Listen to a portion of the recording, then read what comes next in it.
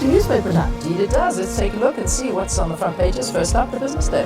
All right, a business day, and they leading this morning with the tariff deadline. South Africa's D-Day scramble, a last-ditch proposal to reset trade relations with the United States. South Africa is under non-disclosure agreement with the U.S. until the negotiations are complete. It goes on to say that South Africa's trade team is mounting a last-ditch campaign ahead of Friday's deadline to head off a punishing 30% blanket tariff on exports to the United States, while bound by a non-disclosure agreement that cloaks every twist of the talks. So that's, of course, going to be a big story into Friday. Bain to exit SA, still part of B20. US-based global consultancy Bain & Co.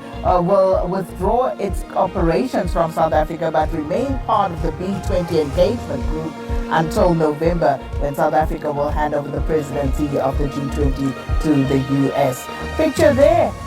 Peter Kutzer of South Africa after winning the final of the men's 100-meter backstroke at the World Aquatics Championship Arena in Singapore on Tuesday. And then, of course, municipal water debt, a serious strain. Also, U.S. trade deficit narrows as imports fall, and trade wars weigh on Kumba's revenue.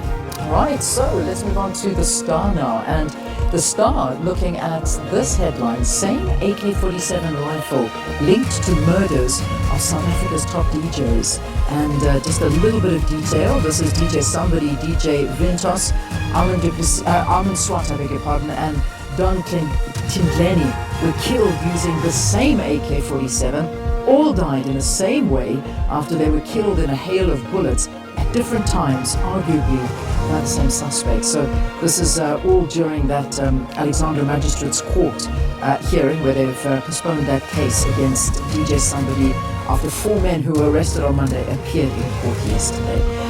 Then there's another one here. Gosh, can you believe this one? A woman from Brazil caught with 4.2 million rands worth of cocaine at OR Tambo International. She's 25 years old, and she was landing from Brazil.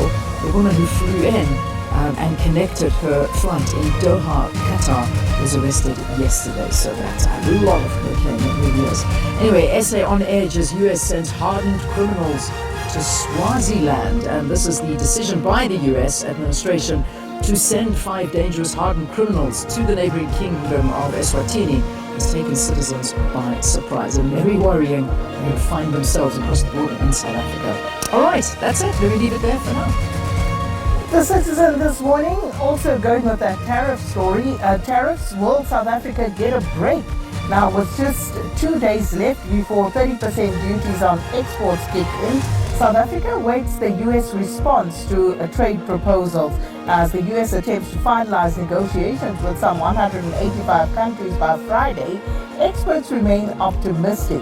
The U.S. is prioritizing discussions with larger trading partners such as the European Union, they say. And then shining glory, another beautiful picture there of South Africa's Peter Kutzer, who's fighting his gold medal after winning the men's 100-meter backstroke at the World Aquatics Championships in Shanghai yesterday. He broke his own African record with a time of 51.85 seconds, and that, of course, is what we are celebrating as well. No bail for accused Tiffany Nicole Meek. She was blindsided by the detail of the recording of a guard on duty, says the magistrate. And of course, a few other stories, including Rassi wary of wallabies on the back page. All right, then let's take a look at the last paper, which is the Sowetan. A decade to upgrade 2.8 kilometers of road. 52 million rand has been spent by linking a road project in Sebokeng remains incomplete, as Mfuleni says it needs 7 million to finish the job. The latest contractor forced off site by the construction mafia who burnt his equipment and demanded payment. So, yeah, another one of those stories. Meet Madlanga inquiry team of experienced legal eagles. And then just at the bottom there, Film got 428 million tender with a fake license. Msisi James reflects on growth as radio presenter, and Sundown star Lucas Ribeiro named PSL's best. So there we go. Those are the front pages of your newspapers. And remember, the SABCnews.com website. You can also get everything there, all of the stories and Yeah, not forgetting our Plus app.